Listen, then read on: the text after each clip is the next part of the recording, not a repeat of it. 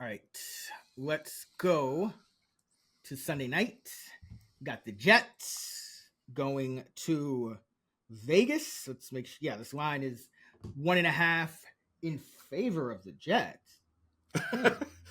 Are we taking the Raiders? Is that? Antonio Pierce, man. That was like one of my favorite Giants from that when they were good era. I didn't even realize he was that high up in the coaching ranks for the Raiders until he got promoted. I was like, oh wow. But yeah, I would if I was back in the Jets, let's put it that way, I would be kind of weighing out 1.5 on the road, going across country with Zach Wilson. I would be able to word. So this line might change by the time we everyone's listening even. But right now, Vegas underdogs by 1.5. The total's 36. Luck rankings, you have Vegas at 18 and the Jets at 12. So kind of both middle of the pack, nothing there. The luck total, these teams have been going under by 2.5, about just a little under 3 points. So they're expected to go over. They're about 3 points over what we would what they've actually been doing. So that's the fourth highest. So you could see a few more. 36 is super low. Zach Wilson could, and O'Connell just like on sack fumbles alone could get you halfway there in this one. So yeah, this is a weird line.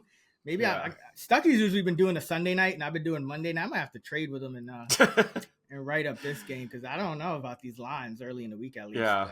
But that's just early. Maybe I'll come around, but I can't see Jets minus 1.5 on the road. That doesn't make any sense to me. But nonetheless, where are you going in the cap spot? I'm going with Breece Hall. He continues to see just an increase in workload. Again, the training wheels are coming off. Unfortunately, he didn't have a good game against the Chargers. Run D, by the way. I wouldn't read too much into that because I think I mentioned it last week. That Charger run D, like the last 4 or 5 weeks, has just been nothing like that one that was just getting exploited all year last year. So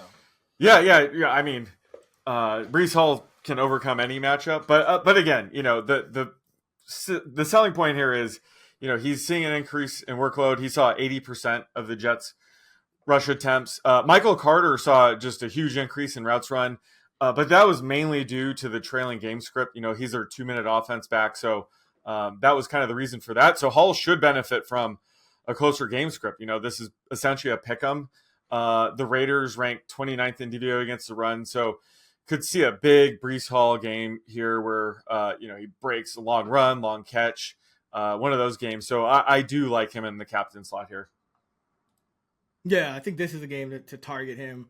Last week, I was a little down on him. That Charger run D, they finally got it together, and they were able to slow him down in the pass game too, which really kind of hurt his overall production. But even with DeVito playing for the Giants most of that game, Saquon Barkley, still had a solid 16 carries for 90 on the ground, and then he caught 3 for 23. So the Raiders still gave up 97 rushing yards and 29 receiving yards to the Giant backfield last week. So Hall, if he's getting 75% or so of the snaps, that should be a pretty decent game for him this week. I like Jacobs in a captain spot. I think we know this Jets defense at this point, what it is. It's excellent against the pass, average against the run.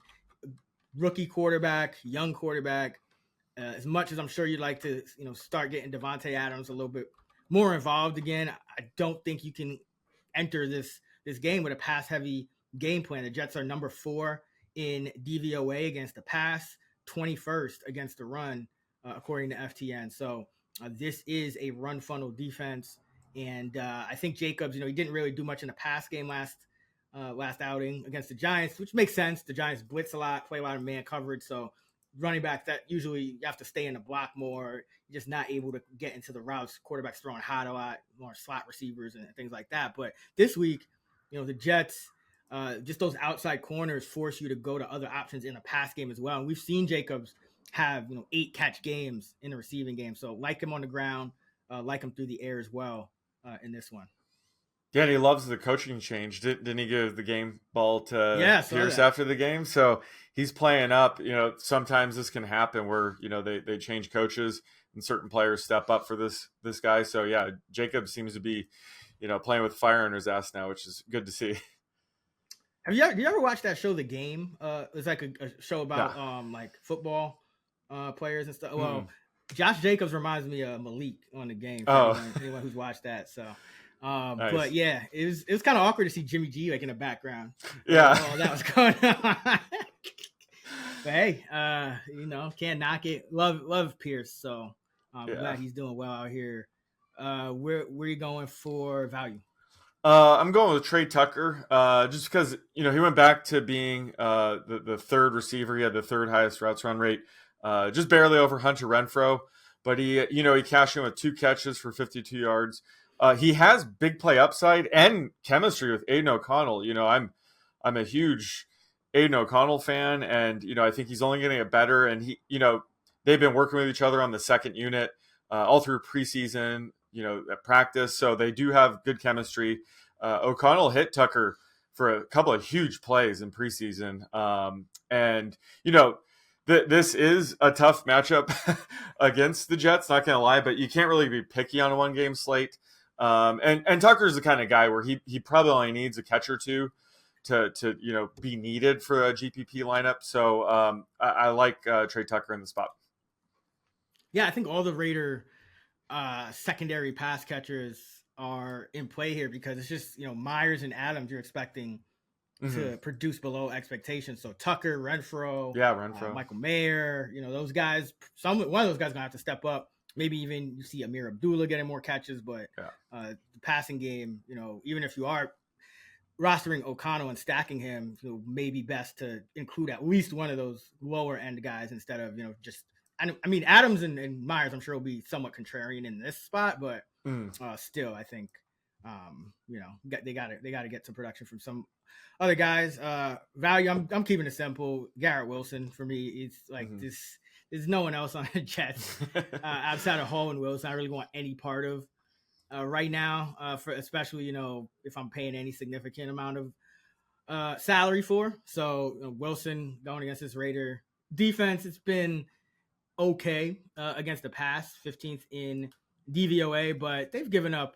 They haven't completely shut down top receivers. We even saw Slayton have a decent game last week for the Giants. Wandale caught a touchdown. So Garrett Wilson, really the only guy they can depend on in the passing game, and a game where you're probably fading Adams and Myers a little more than usual. There's going to be enough to pay up for whoever you want in the captain spots and still go Garrett Wilson, or you can put him in the captain spot as well. But either way, I like him as a value. Who do you like for dart throws? Well, I'll try to take a swing at Jets pass catchers. I'm going with Xavier Gibson here because last week Randall Cobb was healthy, I think, and he was inactive, so he was in a healthy scratch.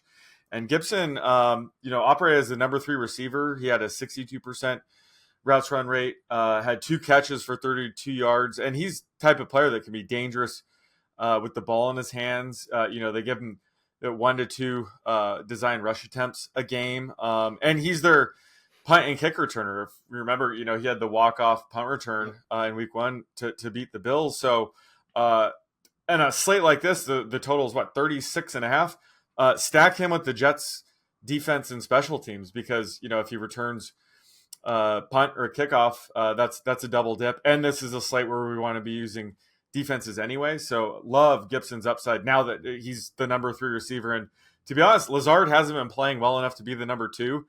He could end up being the number 2 receiver if he continues to play well. But I love his upside here in the 1-game slate. Yeah, definitely. I noticed that too. Cobb was a healthy scratch. Seems like Gibson's overtaking him. Yep. They need some juice. I mean, they can't keep playing all these ex-Packers without A-Rod. Yeah. For dart throws, I like, I already mentioned a couple, all of those other Raider kind of secondary pass catchers. I think Michael Mayer, even though his route run rate took a little bit of a dip back down to 60%, it's still high, still above Hooper, who had 40%. So like him. And Renfro, I think, is interesting as well. You know, he started to come alive a little bit. And on the Jet side, got to be Michael Carter. They're phasing out Dalvin Cook. If Abanikanda is active this week, definitely he would be my number one choice. But he's still been a healthy scratch.